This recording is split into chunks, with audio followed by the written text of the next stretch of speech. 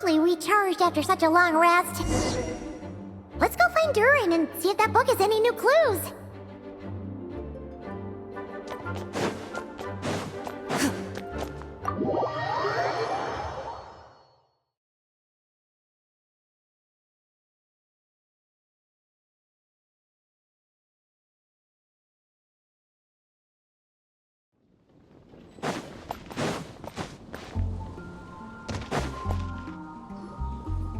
Hey, Durin! Any more clues for us? We're all set for the next chapter. Yeah, I was just about to come find you. Let's see what it says. Now sprout to life the story's seeds, stirred by wind-borne melodies. Then on that breeze the music leaves, fading into distant memories. Seek the place where wind and tale entwine, and once there, make 3 riddles into verse, and 3 melodies into song. For in poetry and song will this story start to blossom. Come on! Another riddle? All that talk about wind and melodies? What do you think the answer could be? Oh! Care to elaborate? Wind? Music? Poetry? Tone-deaf bards gotta know the answer. You mean Lord Barbados? Albedo introduced us when I first arrived in Mondstadt. I mean, someone like me was bound to catch his eye sooner or later. It's better that it's out in the open anyway. Now, how should we track him down?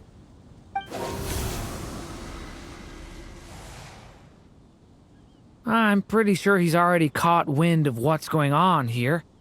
Why don't we just see where the wind takes us? Right. He definitely makes it easy to forget he's a real god sometimes.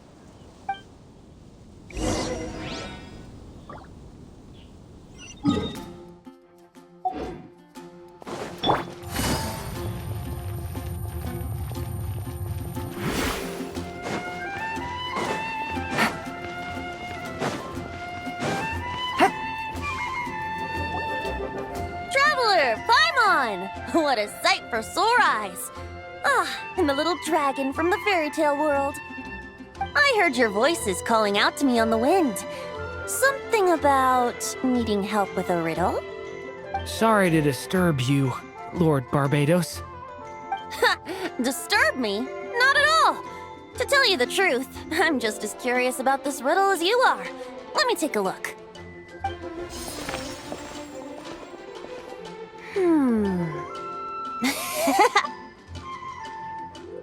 What is it?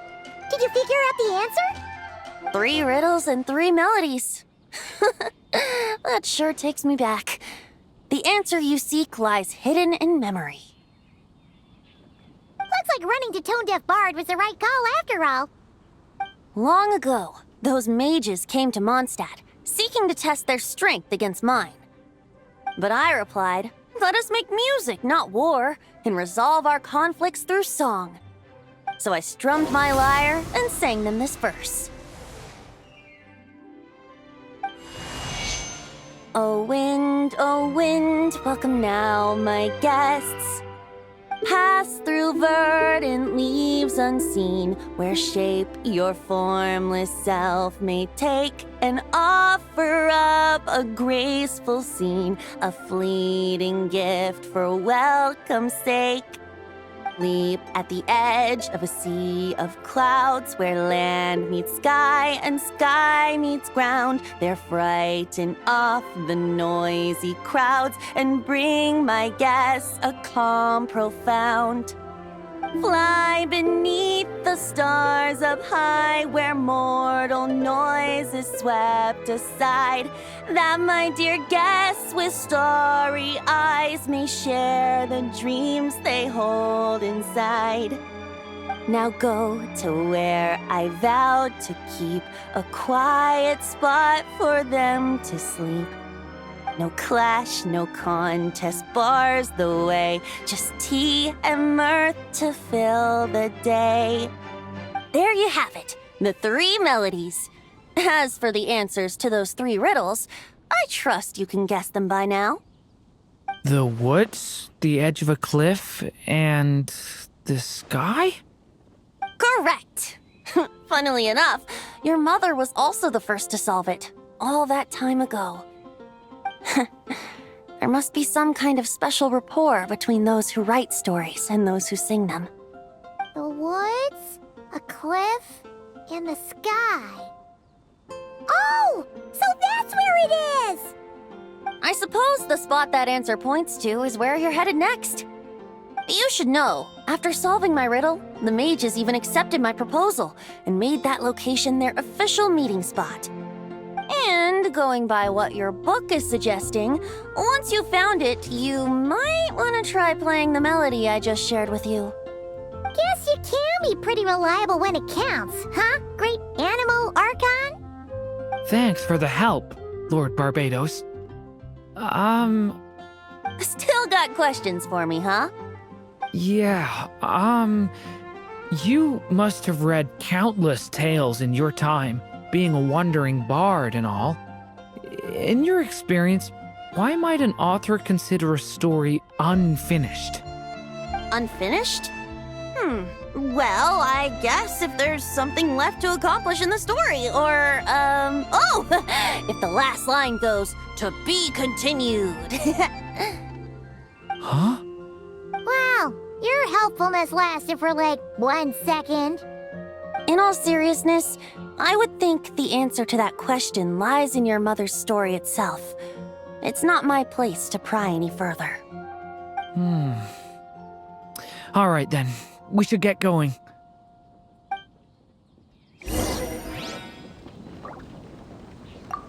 I wonder when their next meeting will be. Take it easy.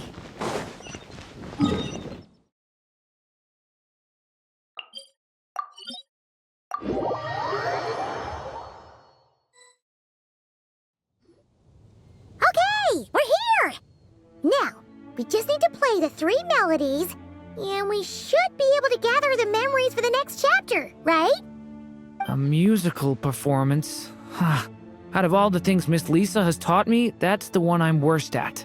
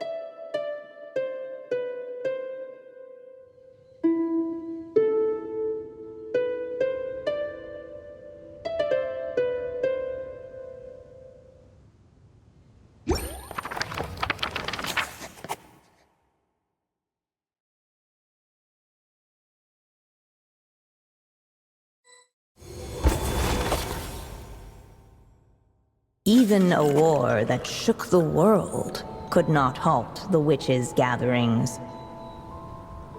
Yet even so, with the passing of time, 3 of their teacups no longer came to be set. The witches did not linger long in sorrow, for the Story Witch had brought glad tidings of her own. Born was her dragon child, safe and sound. Her fellow witches offered up their blessings, eagerly debating how to celebrate the child's birth.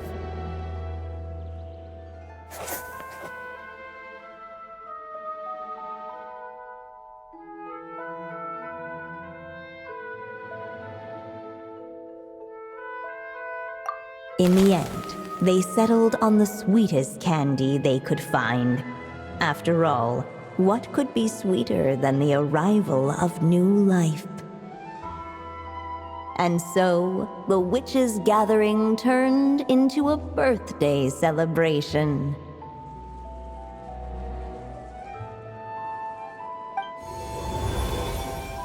So, we're back in the story world, huh? As if from nowhere, new guests appeared at the witches' table. Perhaps they too had come to celebrate the dragon child's birthday. Yet while everyone else was busy thinking about what kind of gift to offer, these three seemed to have come empty-handed. Hardly the recipe for a warm welcome to a birthday party, now is it? A gift? Hey, what's this all about? We only just found out this was a party. While the guests voiced their complaints and grievances, perhaps they should have been wondering what kind of gift to give instead. So, we need to bring a gift to advance the story? But where are we supposed to get something like that? Perhaps it would be a good idea to have a look around. Why didn't you just say so?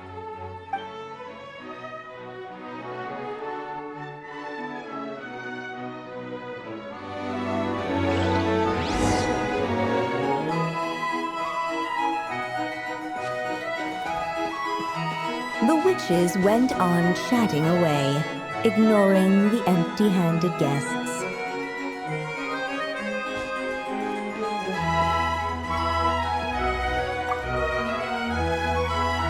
Hey, is that the other Durin? Hey, Mini Durin! Nope, no reaction. Seriously, did he doze off at his own birthday party? Brought to life by the witch's magic ink, the dragon child played with animated glee each time the tip of her pen danced across the page. Yet she could not spend all her time writing. For the upcoming witches' gathering, she had no choice but to set down her pen. But before doing so, she wrote one last line. So did the child drift off into blissful slumber. Huh, that's a bit convenient. Strange. I don't remember ever being at any of the mages' gatherings.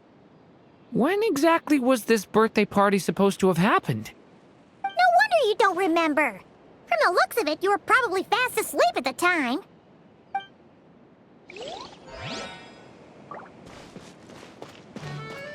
The witches went on chatting away, ignoring the empty-handed guests. Hey, could we use these as gifts, maybe? At last, the guests found something to give the dragon child. Guess that's a yes then. Which one should we go for? Still, the guests wondered, what kind of gift might the little dragon really want? Should they put a warrior's sword in his hand and send him out on an unstoppable quest to save the world? Or perhaps a wandering hero's slingshot and the promise of a life of endless, uncharted adventure? Or maybe even a scholar's tome and the chance to take on all the world's unsolved mysteries. Okay. Wow. That's a lot of pressure all of a sudden. Oh yeah. Technically, we're actually picking a gift for you. So, which one would you prefer? You want me to choose? Wow, this feels kinda special. How come? For as long as I can remember, I've spent most of my time living in the stories my mother created. I always thought my mother had everything written out for me already, just like the toy figures in Constellation Metropole. What I wanted to do with my own future. Huh. That's something I've never really thought about. What did I want back then? This is the first time I've ever asked myself that question. Sounds like this is the perfect opportunity to answer it then. It's been a while since you left Simulanka, and after everything that's happened, it might be about time to start thinking about your future. Then let me give it some thought.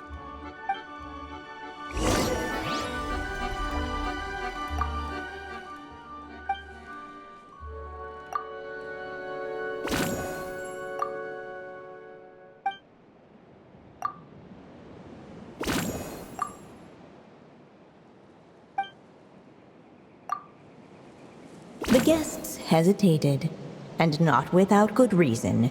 Given how much this gift would mean to the little dragon, a bit of careful thought could go a long way.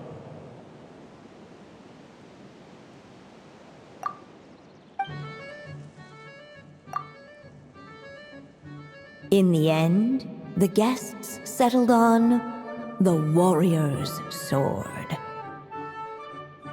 So, your dream is to become a warrior? I just really want to be able to keep people safe. If my time in Nodcry taught me anything, it's that a lot of problems in this world can only be settled by strength of arms. As long as I can help people, that's enough for me. Really?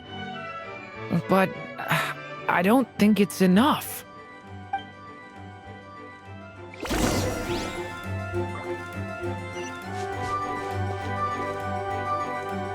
Alright. They should let us in now that we've got a gift, right? Hello there. Brought a gift this time. The newly arrived guest presented his gift, wishing the little dragon a future as an indomitable warrior. Accepting the guest's blessing, the Story Witch invited him and his friends to take their place around the table. Finally, she could introduce them all to her dragon child, telling all in attendance about the moment of his hatching, and of course, the name he'd been given. It was then that the Seer Witch, diviner of the stars, withdrew her gaze from the heavens and turned a sorrowful glance upon the little dragon. You gave him the same name as that evil dragon? That's right. But the life I intend for him shall be very different. What folly to love so blindly. For as you must know, a name is the mirror of destiny itself. He who bears an evil dragon's name must also inherit the fate of its previous owner. His fate has been foretold. Then I'll rewrite it. The witches at the table fell silent, for they knew the Seer Witch's words had never once proven wrong. Yet, just as clearly, they recognized the Story Witch's resolve, for there is scarce a force in this world more fearsome than a mother's love. At last, the Merry Witch stepped forward, dispelling the uneasy silence. So be it. Then we'll all lend a hand. Together, we shall rewrite this child's fate. You mean to defy one of the fundamental rules of this world? I refuse to be shackled by such rules. Besides, this is a witches' gathering, is it not? What could be more fitting a subject for this occasion than to defy them? Oh? Sounds like an interesting experiment. I suppose, were we to succeed in this endeavor, we might bring a touch of wonder to this otherwise dreary sky of stars. The Merry Witch finally talked them all round, just like she had done many times before.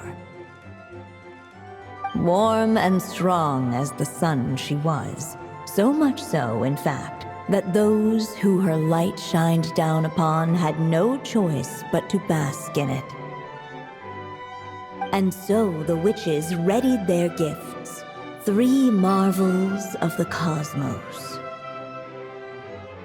For this child, I shall decipher the ravings of the heavens and lay bare before him the trickery of fate. For this child, I shall leave a formula powerful enough to unravel the very origins of this world, that he may seek another solution for the conundrum of his life.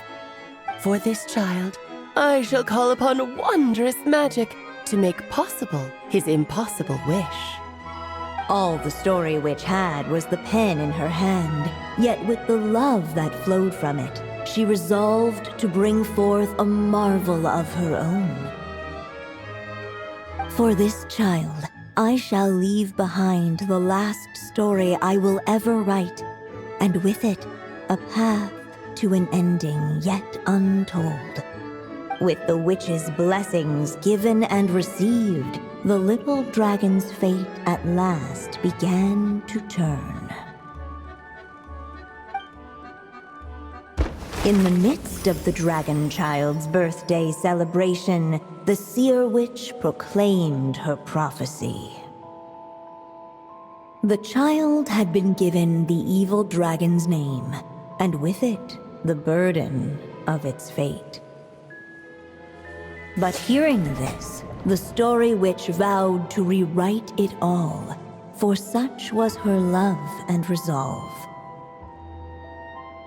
And so the other witches offered their gifts in turn, marvels as rare as any in the cosmos. Together, they sought to test one of the fundamental laws of this world, in part to support a mother's love, and in part to sate their own curiosity. Oh, and I almost forgot. Our new guests came bearing blessings of their own. Who knows? Perhaps this extra bit of courage might be all the little dragon needs to change his fate.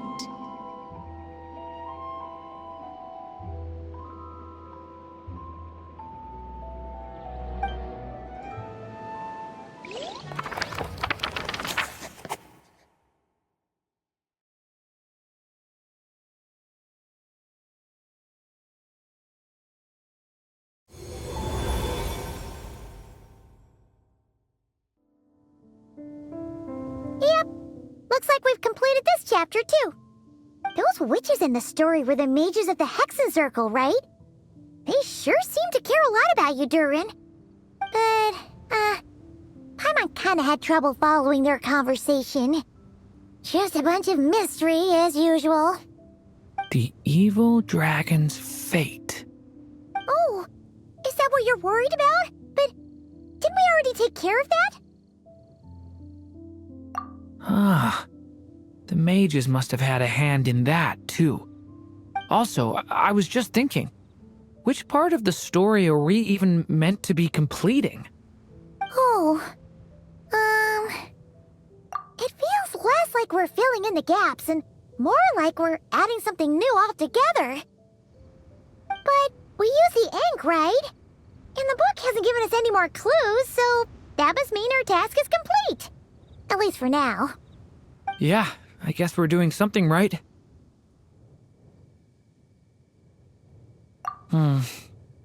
Maybe I'm overthinking things. It's just, this is my mother's final wish, so I don't want to mess it up. Anyway, thanks for all your help. I'll let you know as soon as the book reveals a hint about the next chapter. Okay then. See you in the next chapter.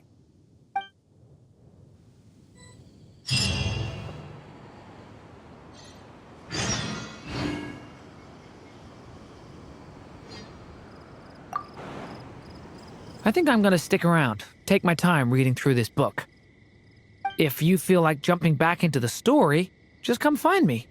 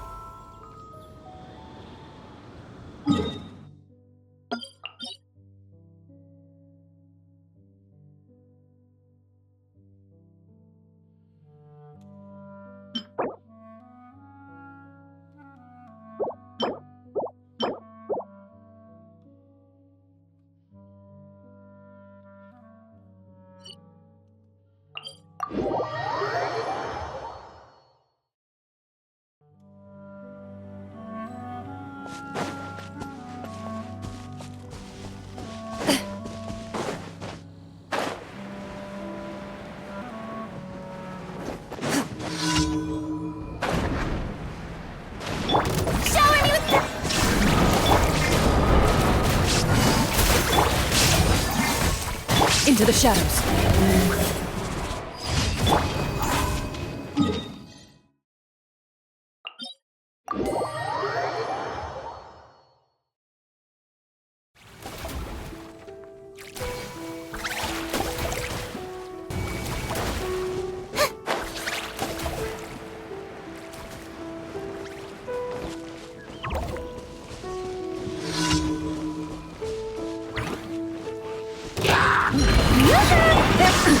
Absurd!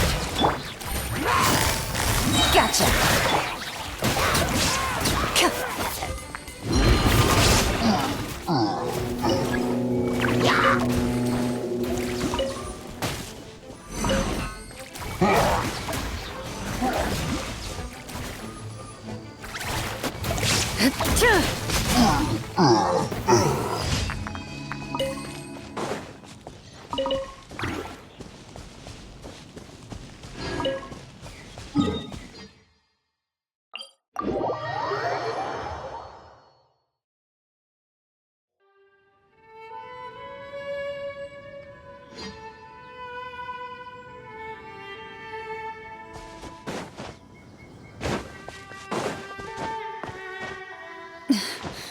Shoo.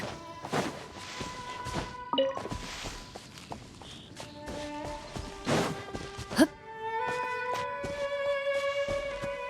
Hmm.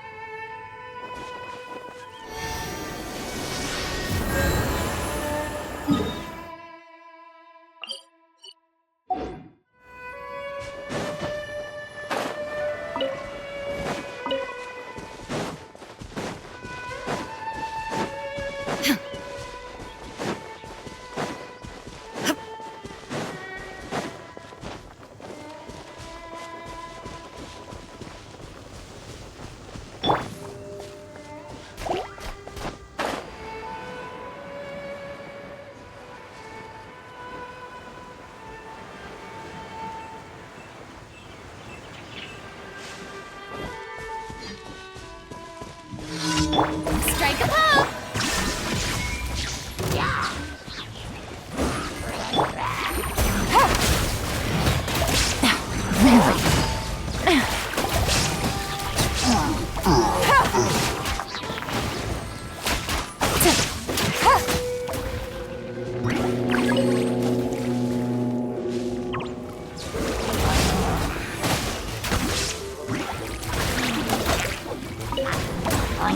Busted!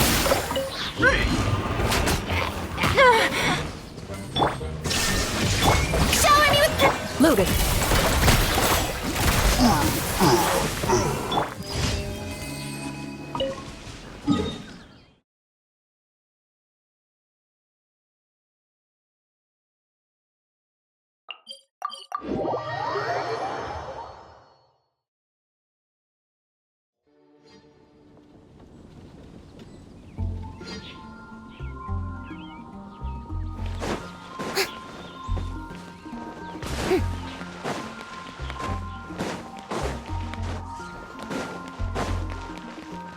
Add a...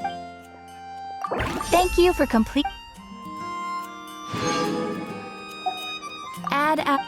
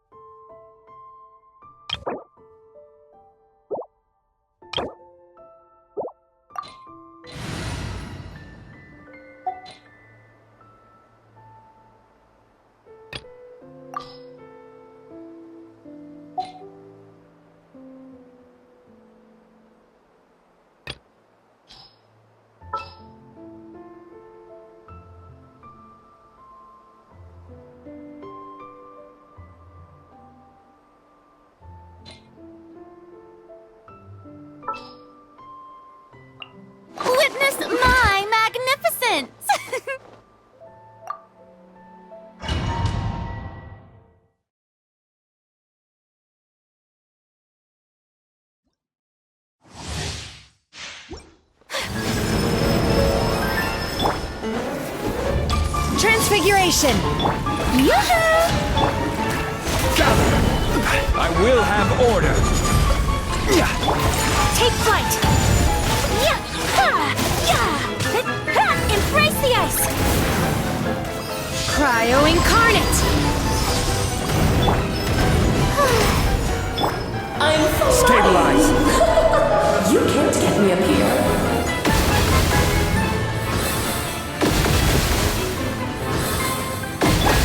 My apologies! Ta! Ha! Ha! Hip! Ta! Ta! Ta! Yeah! Ha! Yeah! Take flight!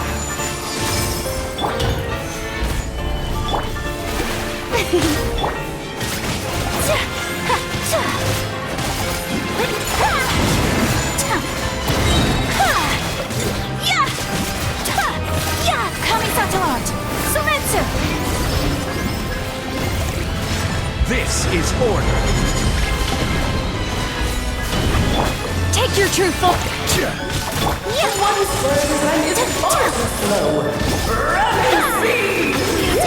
This is more like it. Gather! Strike a pose! Yeah!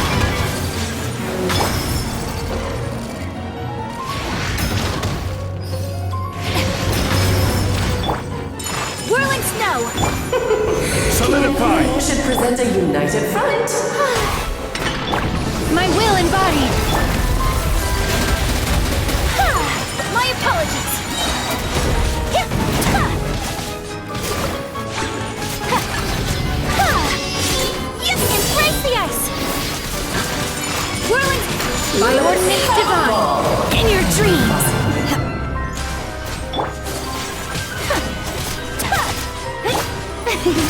The show begins! Order guide you!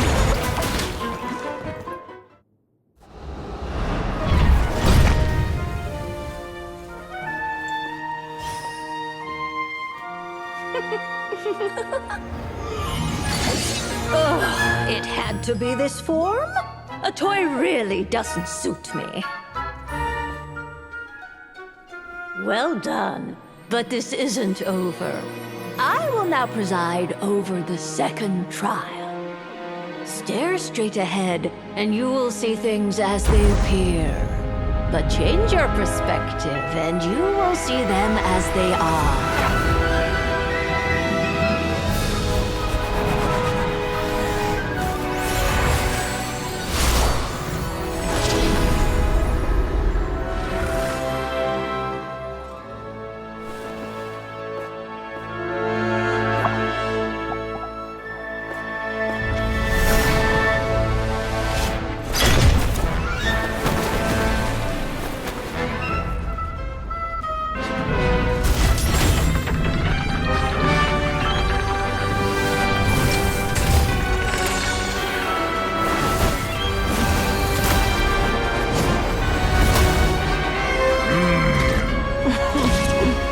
The trial awaits.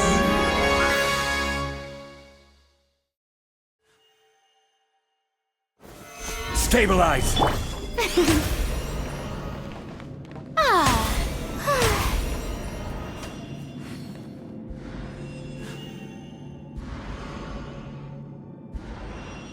May I...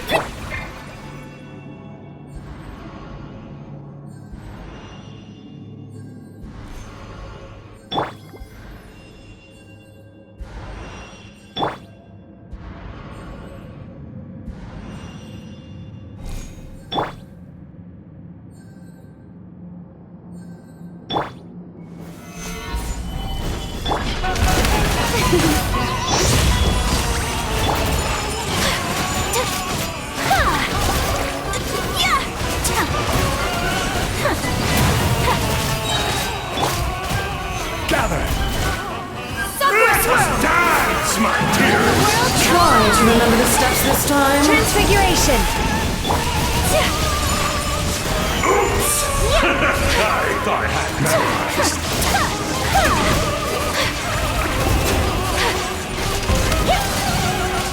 Take flight! Emergency. Just not my thing. It is time to slay our foes with one almighty. This calls for some pomp and ceremony. Kami-santo art. So let's do your master's bidding. Take your true form. Getting your mind. Solidify. Where were we? Take flight.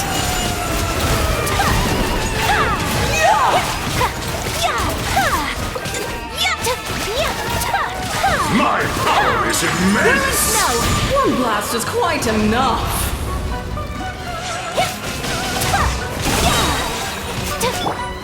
Gather. This is Time to shine. Strike a pose. Sakura swirl. Take flight. stabilize. Dance, my dearest. Try to remember the steps this time. Whirling snow. Oops. I thought I had memorized. Gather. And now, a towering return to form! Unleash. Kami-santo art. Sometsu. Cryo incarnate. The title chorus is for you!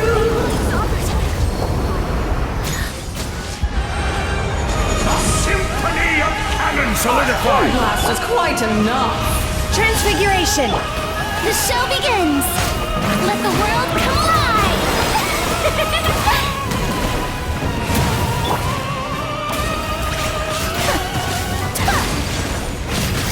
Take flight.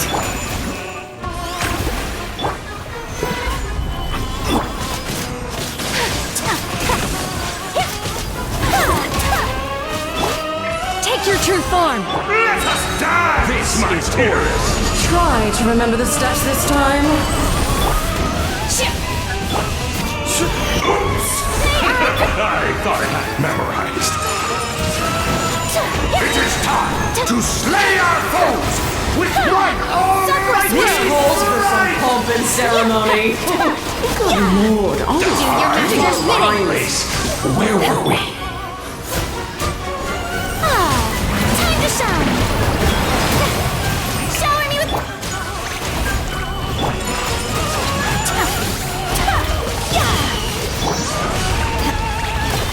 Obey.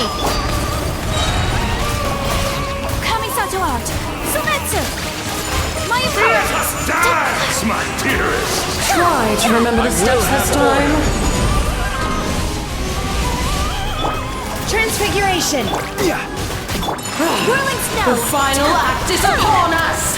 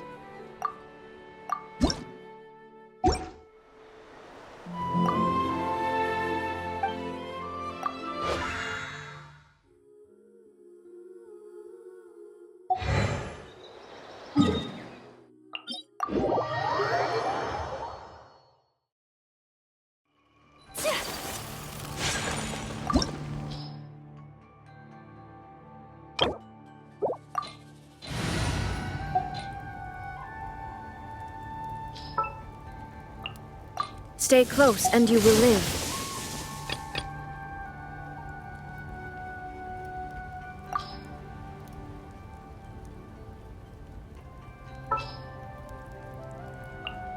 Archon reporting for battle.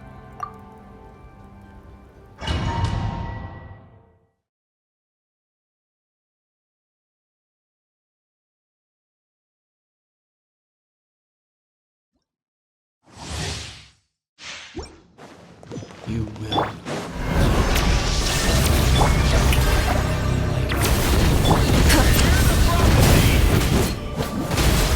Full throttle!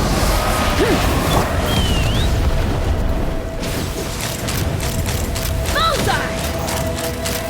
Lockdown! Late! It is too late!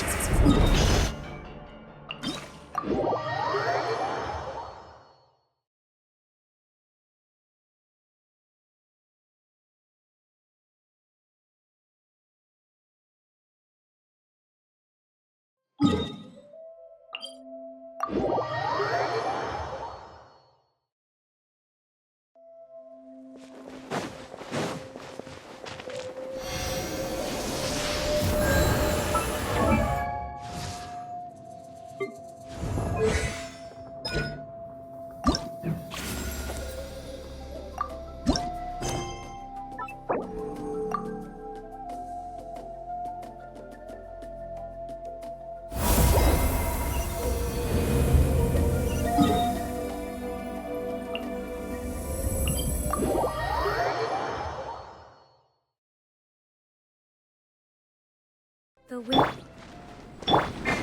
Let's fly.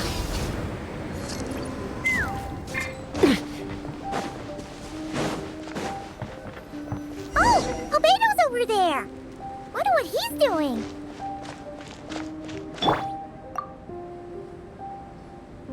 Hey, Albedo. Thought we'd find you here. Oh, are you painting? Yes, I finally have a moment to myself. So I decided to pick up my brush and get some practice in. Indeed. Of course, thanks to your help, and my fellow knights, that matter was resolved with little issue. In addition, I was able to complete the final task my master left for me. I couldn't have asked for a better outcome. Sucrose has been advancing swiftly in her studies too.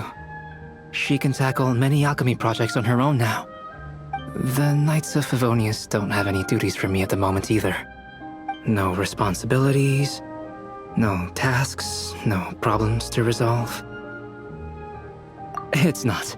It just feels strange, not having to rack my brain for solutions to all manner of problems. To be quite honest, I'm finding the idle life a bit hard to get used to. I keep finding myself considering if there might be other issues that need solving. But, unfortunately for me, Mondstadt seems perfectly problem-free at the moment. There's nothing wrong with enjoying a bit of me time. Nothing good comes from working yourself to the bone. But if you're really that bored, you can come hang out with us. Paimon will teach you the true art of doing nothing. Well, I suppose I should learn from the best. Traveler, don't say things like that. You're gonna jinx us. Strange to see you so idle, Albedo. But considering that you've completed Master Rhindaughter's final task, I suppose you deserve a break. See? What did Paimon tell ya? You asked for trouble, and here it comes. Sabas, what are you doing here? Yes, he's also one of my master's creations. I suppose that makes him a family member of sorts. Don't you take that tone with me. I'll have you know that I alone keep that giant house in order as its butler. And yes, that has meant dealing with the assorted collection of vials and jars that you and Master use, washing them, drying them, all that work done by one cat. Wait, you're a butler? How does that work? How do you handle vials and stuff without, you know, thumbs? How do you stay afloat in midair? Huh? It's just housekeeping is the same for me. Such facts are not up for question, and shall receive no answers. Hey! You're not allowed to say the same answer that Paimon said! You... Ugh. Sure. But don't expect Paimon to listen to his rambling. Allow me to get to the point, then. I'm here at Master Rhindaughter's request. She has a message for me to pass along. Ahem. Dearest Albedo, in regard to that task I set for you, your discovery of an answer that you can accept is most delightful. Alas, once a problem is solved, mulling it over in one's head loses all meaning. I'm sure the pendulum in your ever-whirring mind is swinging toward boredom as we speak. Might I suggest posing questions of your own, then? Cast the answers you know aside. Instead, embrace the questions you don't. After all, questions have always been more interesting than answers, and much better for passing the time. I look forward to what questions you'll bring me upon our next meeting. And should you come up with ones even I've never considered, all the better. It's unlikely, of course, but do your best. And who knows? If you're lucky, you might just surprise me. Oh, and don't attempt to create a self whose sole purpose is to pose or ponder questions. I've tried it, and it doesn't work. Lastly, I sent Sabas with a gift for you. Do keep it well, all right? Ah, and no need to feed him. He doesn't get hungry. As you instruct, Master. Master had quite a bit to say, I see. That really took a lot out of me. Well, I've passed the message along, so I shan't tarry in this frozen death trap for a second longer. I need to deliver a separate message to Mondstadt at any rate. Huh. Who else would have a connection to Rhindaughter and Mondstadt? Oh. Although his birth was rather recent, Master Rhindaughter has long foreseen what his task should be. But I digress. I shall be on my way. If I stay here a second longer, my tail might turn into an icicle. Your gift from Master Rhindaughter is on the table. Use it well.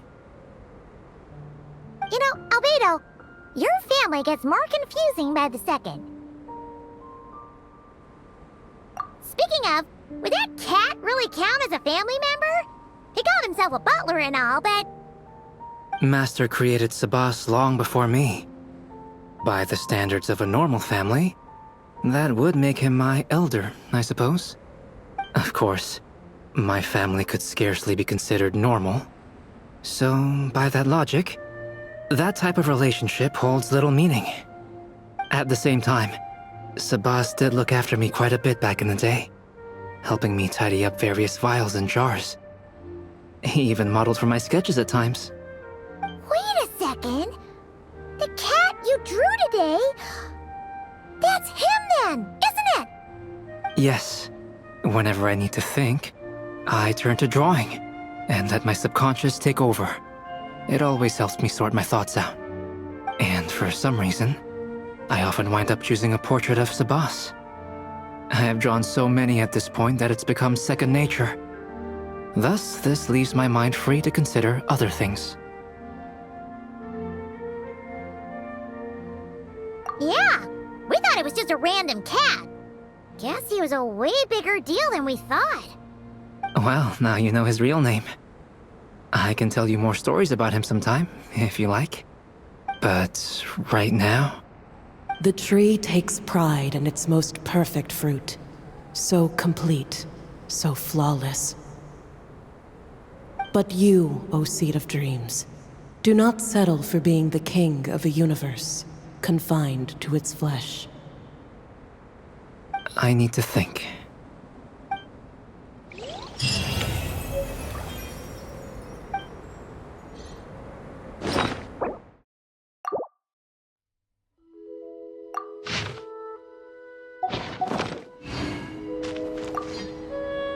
New questions.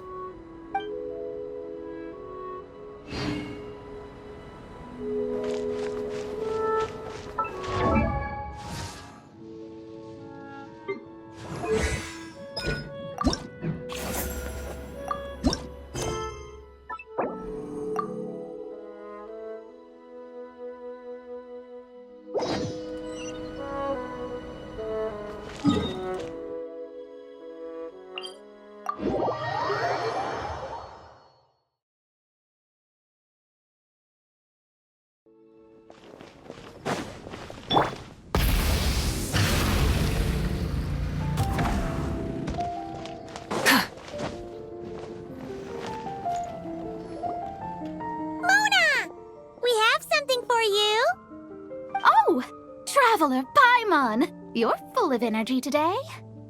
You have something for me, you said? Is it some quick and easy way to make Mora by any chance? Well, actually, it's some kind of task from your master.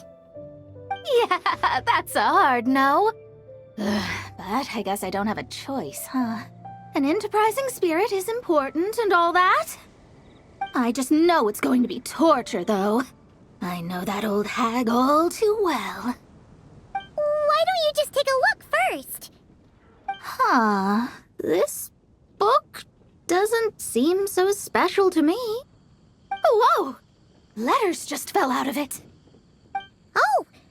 Maybe she's trying to reconcile with you? No idea. Either way, it looks like I'm supposed to open these 3 letters in order. Well, let's start with the first one. If this is her task, it should be okay for us all to read. Come on, let's see what this is about. Oh, how long it's been, my student. I'm afraid to report that getting up and about is becoming harder and harder these days. Oh, the sympathy card. She could have tried to make it sound a bit more genuine at least. Remember when I would chase you and you would run for dear life, trying to use that hydro phantom of yours to distract me? Oh, seems like it was just yesterday. Now you're off on your own, and I laze the days away in my rocking chair. I really should get some exercise again. Well, then get it some other way, you old hag. Now, I'm sure you're curious as to the purpose of this letter. And to that, I say this. If you want to learn how to predict the fate of an entire kingdom, or even the entire world,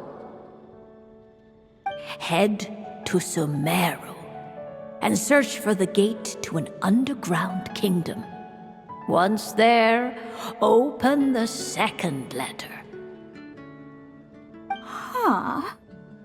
But she knows how to lure people in, that's for sure. Is she serious about passing on her secret technique? Guess she really is getting old. You two have such a weird dynamic. When you talk about sentimental stuff, you fight. But when it comes to dry academic stuff, you get all emotional. Anyway, this gate to an underground kingdom sounds familiar. Wait, you've heard of it? Yeah, it should be the same one we're thinking of. Perfect. I don't even need to investigate then. Oh, that means no hired guide, no lodging, no shelling out Mora left and right. Come on, there's no time to waste. Let's go. And since you didn't mention a transportation fee just now, Paimon's guessing that means... Yep, same method as usual. Let's go.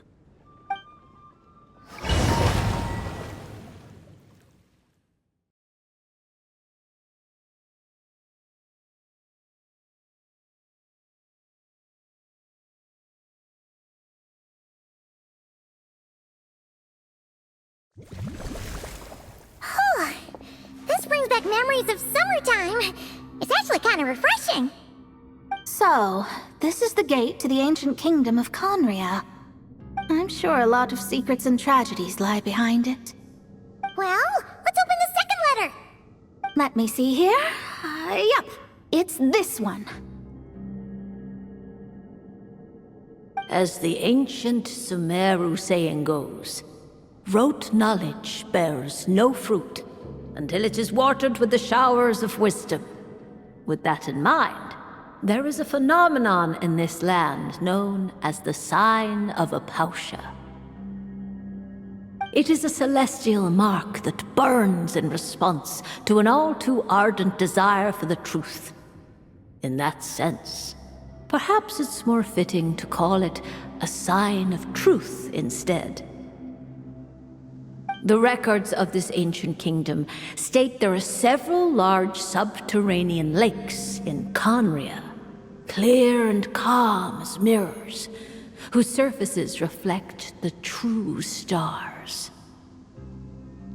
This is because the sign of truth created in the water is able to bypass the false sky and connect to the outer universe. I had no idea. To observe the gravitational forces and influence of celestial bodies, one must be able to see past the false sky.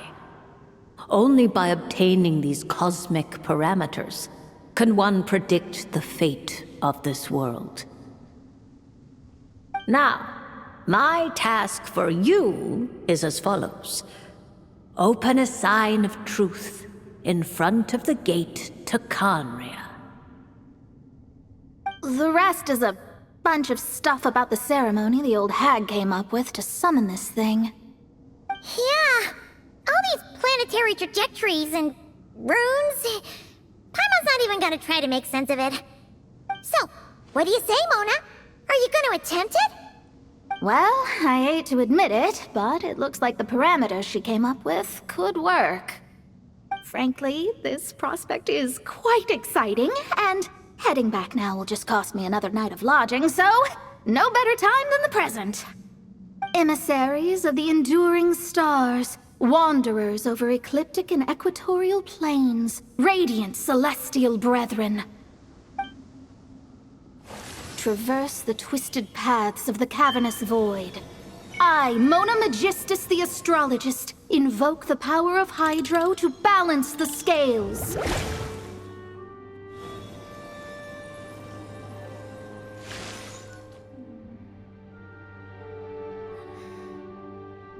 By wisdom and truth, let the thirst be relieved. I, Mona Magistus, the astrologist, summon you, O stars, to stand before me! Did it work? Ah! Monsters! How did that happen? No dice. The sign of truth only opened long enough for the monsters to slip through. Darn it. I didn't get a glimpse of the real stars at all. Whatever. I'll just take it out on you! The ceremony failed, but the old hag's new theory seems workable. I have a better grasp of hydromancy now. And the perfect test subjects to test it on.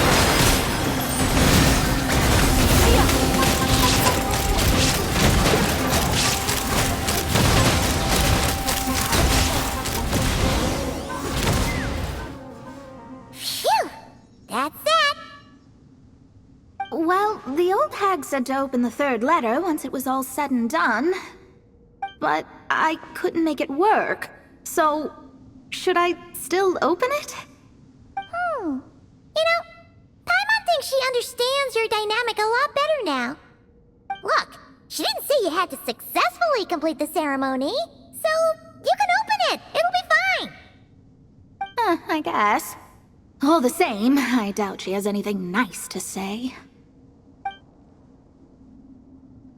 If you're reading this, it means you attempted to open the sign of truth. Seriously, I can't believe you actually tried it. What are you laughing at, you old hag? Conria was home to several lakes of stars, rendering the fabric of space in that area comparatively unstable. As a result, attempts to break through the firmament through non-physical means were more likely to succeed. In any case, I knew this place was well hidden and wouldn't be frequented by too many people.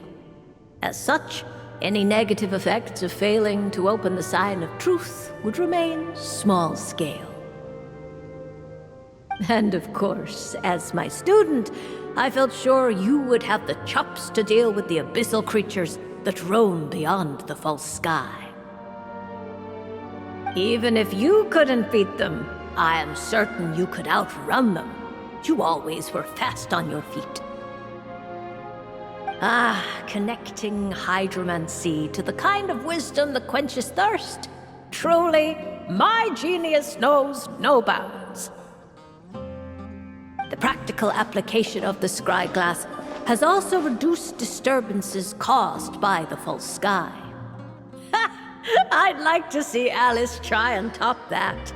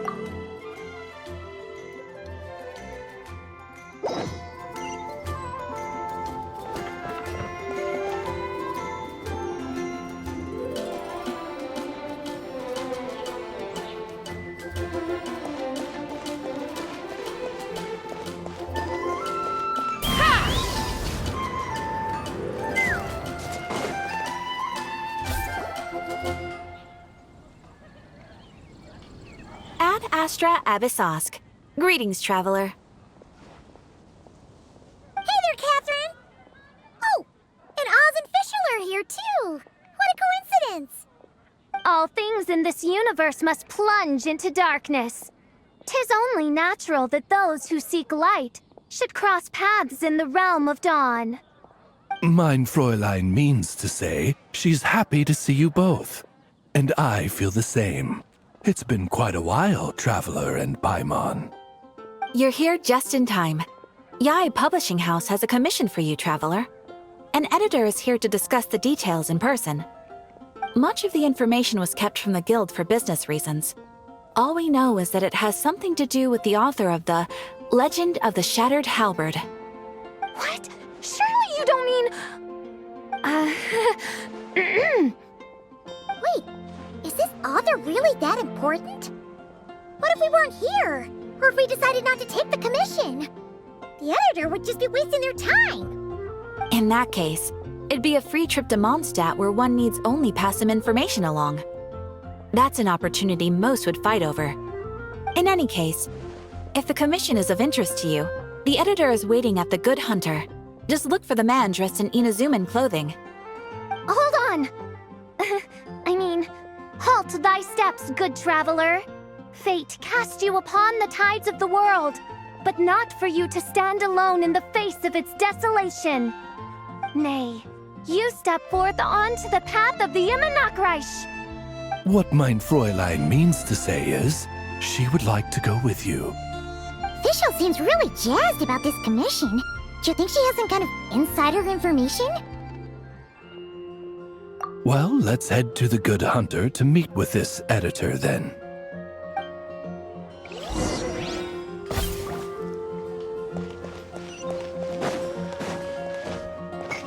Star Snatch clear.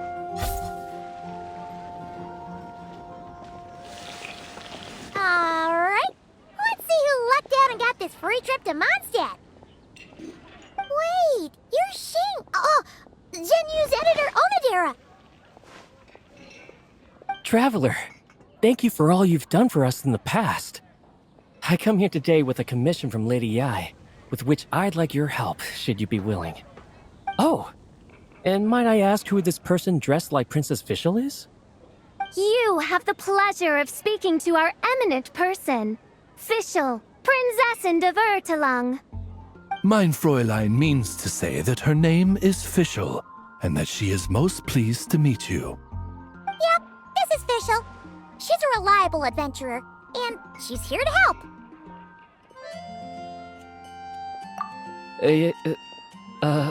Yeah, I, kinda got that the first time.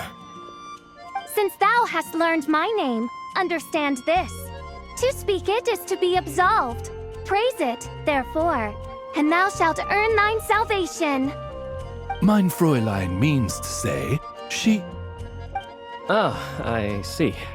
I completely concur, my lady. Remembering names is simply basic etiquette. And if you might lend me succor in solving this problem, I shall indeed praise your names to the heavens above. As many times as necessary, in fact. You understood Fischl language before Oz could even finish translating. Well, let's get down to brass tacks then. Now, have you heard of the author Mr. Nine? He's famous for writing the legend of the Shattered Halberd. Flowers. What was that, mein Fräulein? Flowers for Princess Fischl. That's what Mr. Nine is actually famous for. Mein Fräulein means to say, even should the creator be cold and unmoving, the Prinzessin and her immer Nachtreich's resplendence might yet compel them to weep. Well, sure. The author of Flowers for Princess Fischl, Mr. Nine. He sent a letter from Nodcry asking for help, and he seems to be in bad shape. So ask the Adventurers Guild or a local mercenary to find him. Seems pretty simple to Paimon. Where it's so simple. But here's the problem. We don't know anything about Mr. Nine. What he looks like, how old he is, where he's from. He's only ever communicated with us via letter, from addresses all over Teyvat. And he's never showed up to our annual meeting or events. Not once. So, what are we supposed to do? Well, we'll need to investigate Mr. Nine's identity, that's for sure. We did a bit of digging ourselves, and we realized that ever since completing the Shattered Halberd series, Mr. Nine's handwriting began to change. His initial editor has decided to retire to focus on his own writing. And he didn't have much to add either. Whatever hath once existed in this world is enshrined in the memory of the Prinzessin de Vertelung, to endure unchanging in her immer Nachtreich. For from the sacred primordial words flow the wellspring of all cause and consequence. Mein Fräulein means to say that... Yes, we had the same idea. So, we tracked down the original manuscript of the Legend of the Shattered Halberd. Aw, man! Jinyu's gonna be so mad he missed out on this. Wait, you didn't need Oz to translate this time either, Onodera.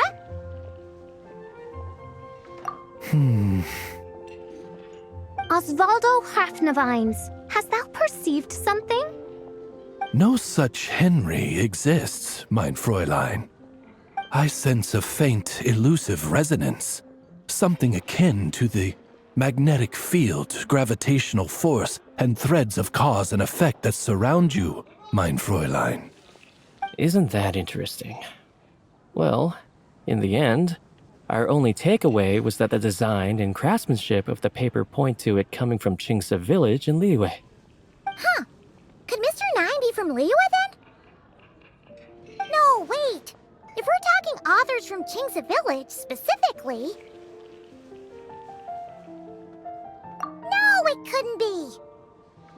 Could it? Chong the Ninth? Ah, I've heard of him. He won a Best New Author award for the first apprentice of Guhua. It matters not. Though the Saint of Tears and the Saint of Atonement perform manifold labors on divergent principles, their power flows but from a single source. Mr. Onodera, if you please. Wait, Oz? It's great that you trust Onodera and all, but we're still in the dark over here. You speak true, Mind Princessin. Even if Chong the Ninth doesn't turn out to be Mr. Nine, he's still an author, and he could have had contact with him. I think it's a good place to start.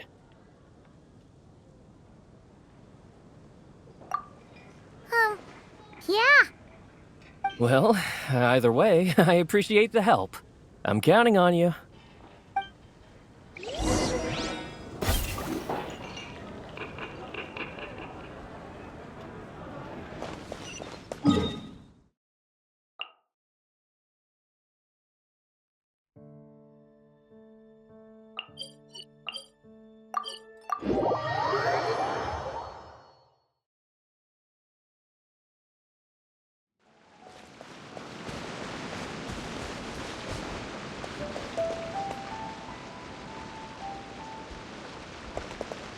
Let's fly.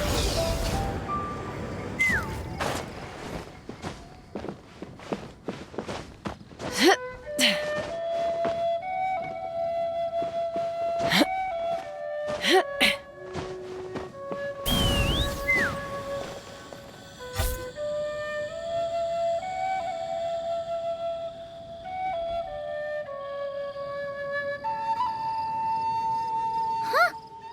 Chang the Ninth isn't home. It doesn't look like there's anyone around we can ask either.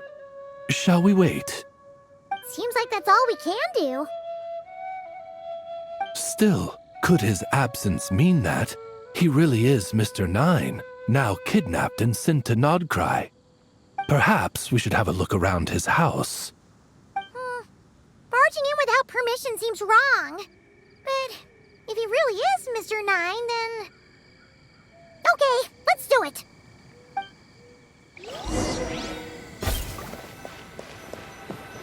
Nope, nothing useful.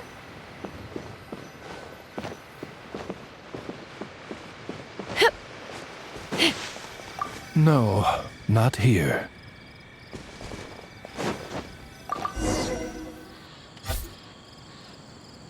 Just seems like a bunch of ordinary stuff. Nay, I, the Princessin, have beheld the mystery of the universe enshrined in these specks of dust. What hath been revealed is the very fount of wisdom. Ever does it flow toward the shores of truth. Mein Fräulein means to say, she thinks this is a clue.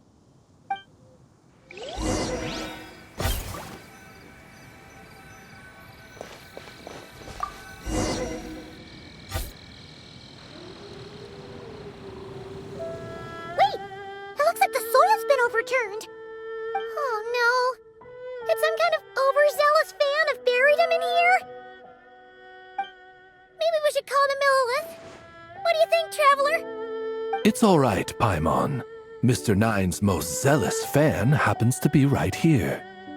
And since Mein Fräulein would never do anyone harm, I'm certain the same is true of his other less avid supporters.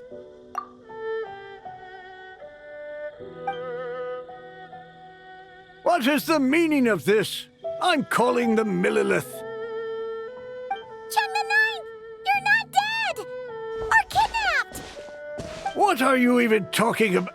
Oh, wait a second. You're the ones who came here with that young lad from the Guhua clan. Yes, I remember. I'm guessing this is a misunderstanding then. The question still stands, though. What are you doing digging around my house? Oh, well, actually, we just wanted to know if you've ever written under the pen name Mr. Nine. What?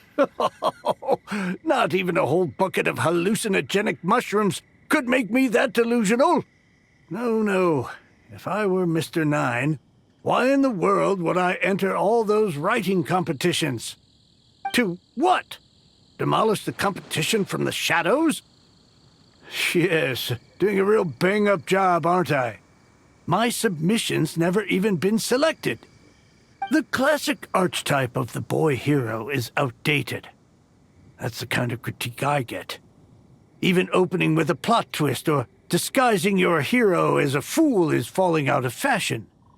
Modern readers are drawn to the boundless imagination and innovative world-building character of Mr. Nine's works. Good point. Besides, if I were Mr. Nine, I would have come clean the minute First Apprentice of Guhua won that award. What? That old beggarly Chong the Ninth is Mr. Nine? No, there must be some mistake. What a sight that would have been. Yeah, and when we were here with Shinjo that one time, you talked up the legend of the Shattered Halberd a lot. If you were the one who wrote it, that'd be like Jean complimenting herself for being a good knight. It just doesn't add up. In any case, while this gentleman isn't the Mr. Nine we're looking for, I sense something of interest on his person.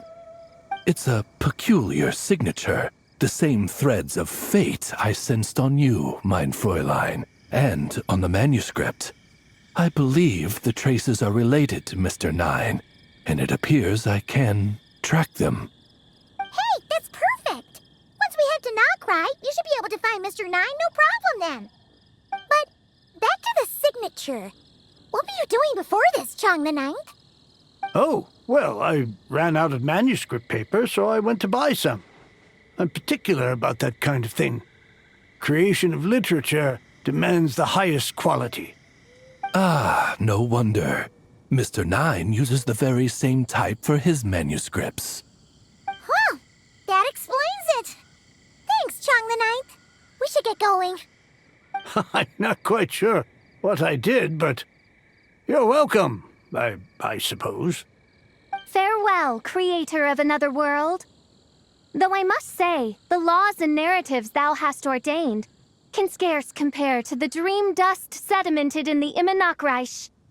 Mein Fräulein means to say, your writing isn't... I mean, mein Fräulein offers her thanks.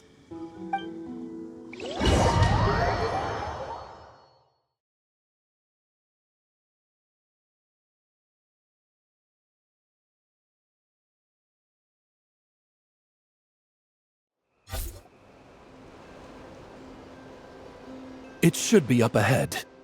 Wait, did something attack that Sealy? Something doesn't seem right here. And it bears the same signature I sensed before.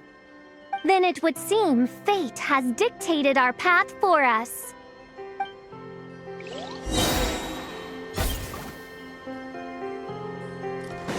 By royal burn it down! Strike a pop! Shine down!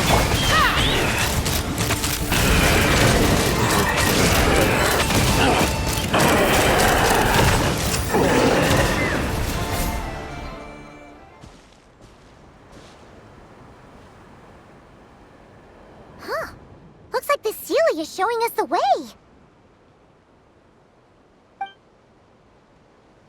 Let's follow.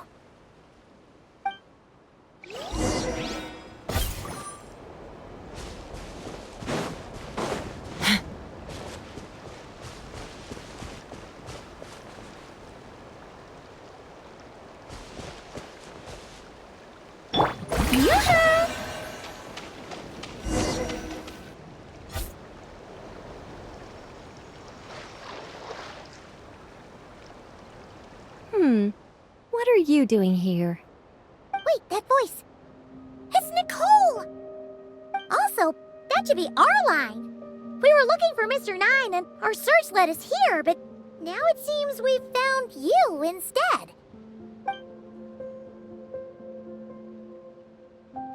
Ah, I see. Well, Mr. Nine is right here. Hello. What bizarre demarung is this? Never in 1,000 sunsets have I heard of such a thing.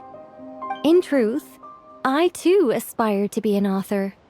But I'm also partial to direct communication. Talking is rather inconvenient by comparison. And as I'm sure you can understand, writing things down is even more tedious. I thought perhaps if I found someone with whom I could share my ideas, it might give me the same release as writing. But then those stories would never see the light of day, which would be a shame. So, I tracked down an old Seelie friend of mine and told her all the stories I was imagining. Then, I sent her to find people with similar aspirations to write them in my stead. We even came up with several character traits to lend a certain authenticity to Mr. Nine. A receding hairline was one of them, I think. Yep, I'm the one she roped into all this. Come now, it was beneficial for you too. By inhabiting those authors and mobilizing their language faculties, you were able to hone and eventually recover your capacity for speech. And anyway, an angel has always functioned like a sort of a flash of inspiration in someone's head. I'm sure it was like stepping into old shoes. So you, what, possessed people? Isn't that kind of intrusive? Oh, it's fine. She did it while they were sleeping. As long as the person is someone who dreams of creating worlds of their own, this inner writer within them will automatically awaken.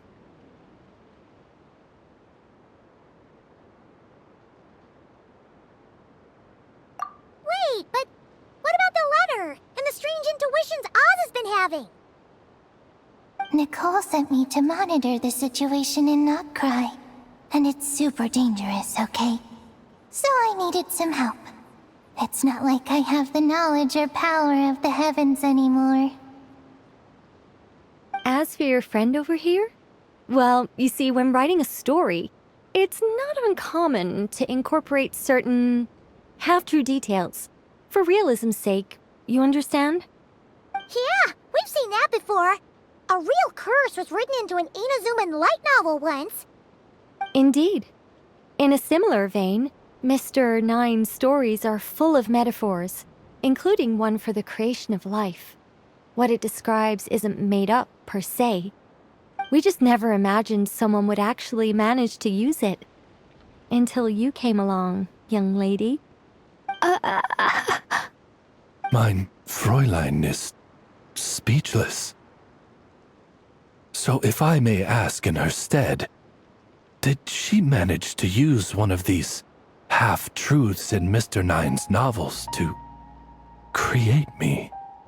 It was more like 70% made up, 30% true. No, it was 90% made up, 10% true. I thought it was too dangerous, so I changed it. See, I knew you'd never read my books. You don't seem too surprised, Oz. Well, I suppose I've vaguely sensed this since the beginning. Regardless, it is an honor to serve mein Fräulein. Well, once our affairs in Nodcry are resolved, Mr. Nine will be able to return home. Yes, just tell them that when you return. I don't want to be your eyes here. It's too dangerous. Oh, but, while you're at it, could you pass a message along to that guy in Chingsa Village? I've been splitting the royalties with him 90-10. His share's been buried in his yard all these years. Wait, what do you use the Mora for? I bury it, and then lead people to the treasure. Guiding people is in our nature. It's what I love to do. Feel free to come search for my personal stash someday. I've buried it at the furthest end of the Immer Nachtreich. I will. I absolutely will. Mein Fräulein? And, I just want to say that I really like your books, Mr. Nine. What mein Fräulein means is, though the cosmos stretch forth in unending darkness, yet shall come an hour when all things shine. I'm glad to hear it. All in all, it seems you've already found my greatest treasure. All right, that settles that. Now, I need to have a quick argument with Mr. Nine about who really deserves to be considered first author. Absolutely not.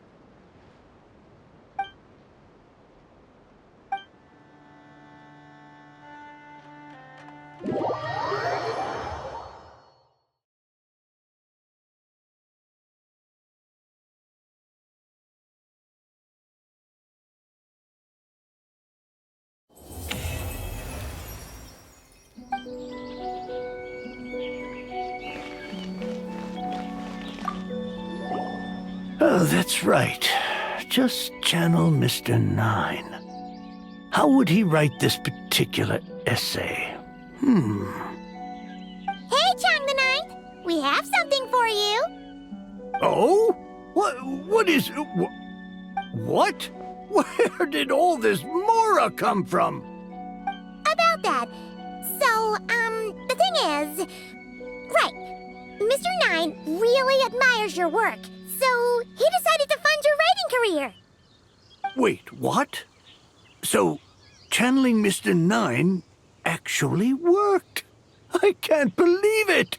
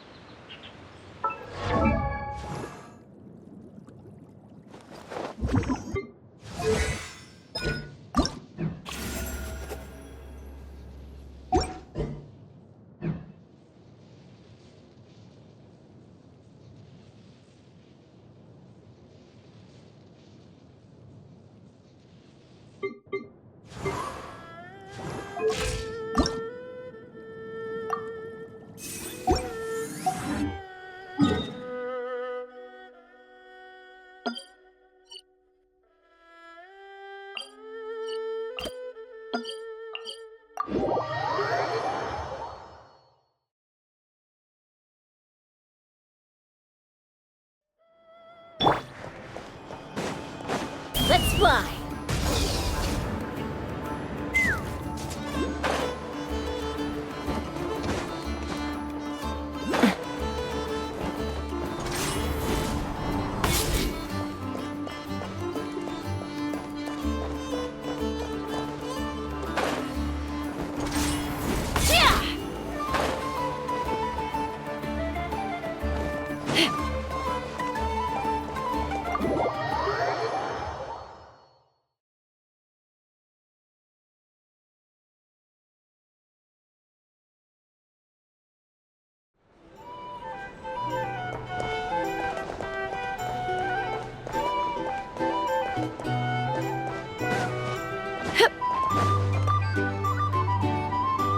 And in summary, that's the commission we're here for.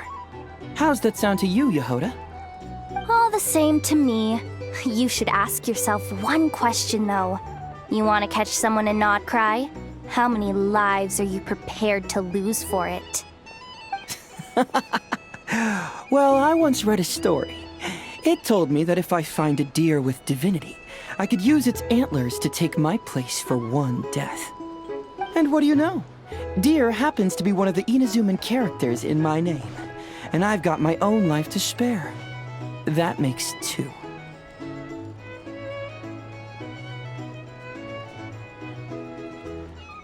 Oh, Traveler, what a coincidence. What are you doing in Nodcry? Another stop on your journey, perhaps? Sharp. I'm here in pursuit of a fugitive who fled Inazuma. He's racked up a real rap sheet, and he's always trying to flee further and further abroad. A few months ago, we received intel that he was hiding out in Nodcry and had joined a band of bandits. He soon returned to his usual MO, that is to say, robbing homes and raiding caravans. I think they called themselves the Sea Hook Gang or something. Word is they're quite a big deal in Nodcry, and have taken in a fair share of exiled criminals from across Tevat. After that, I knocked on the doors of the Curatorium of Secrets, Mora in hand, and asked the boss to get me someone who could point me in the direction of this Sea Hook Gang. That's right. Judging by your expression, I'm guessing you're acquainted. I can tell. My intuition tells me that if Yehoda became a thief, even I'd never be able to catch her. You can cut the chatter. Boss Neff gave me the job, so it's only natural I'd be good at it. But the Sea Hook gang you're looking for isn't the original Sea Hook crew. The original gang's long since disbanded. The people calling themselves that now are just riding on the name and scamming folks left and right. Yeah, I guess I do, huh? Interesting. This is news to me.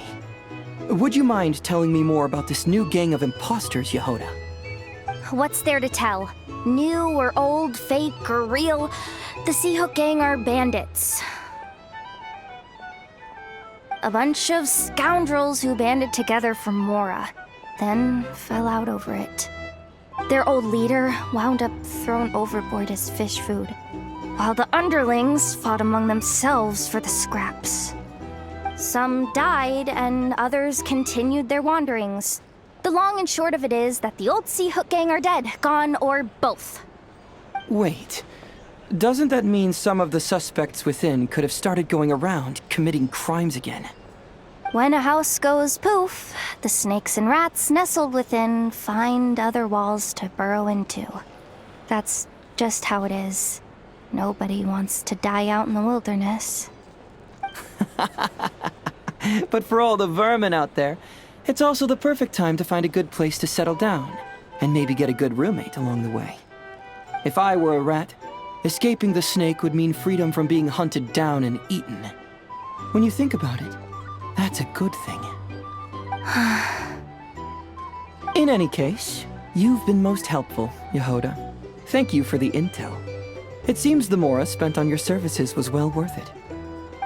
It's honestly a real load-off to know that these people are just imposters using the Sea Hook gang's name.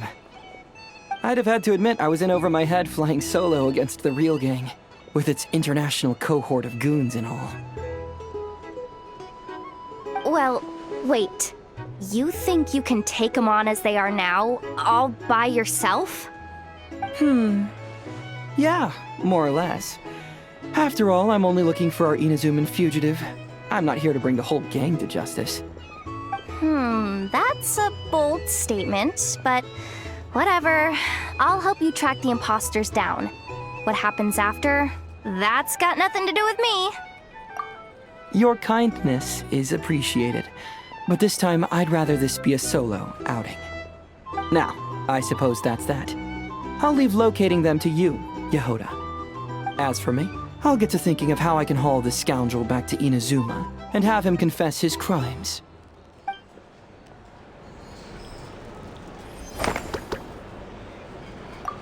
Something that'd get even the toughest gangster to spill his secrets most eagerly.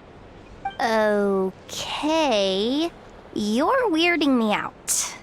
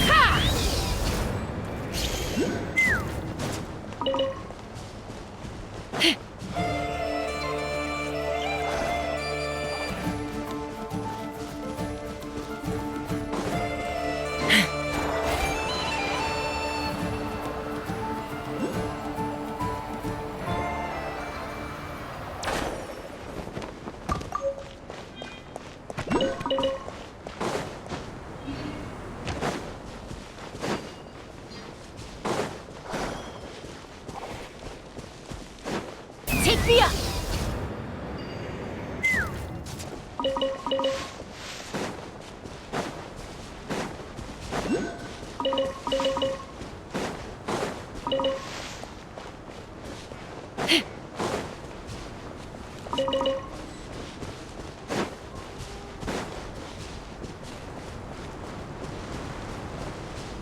Let's fly!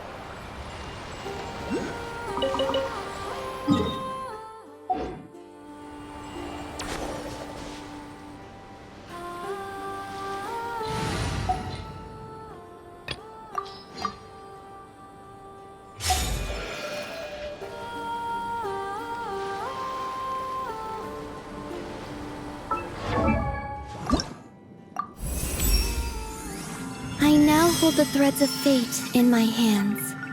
From now on, the new moon shall watch over and illuminate the world below.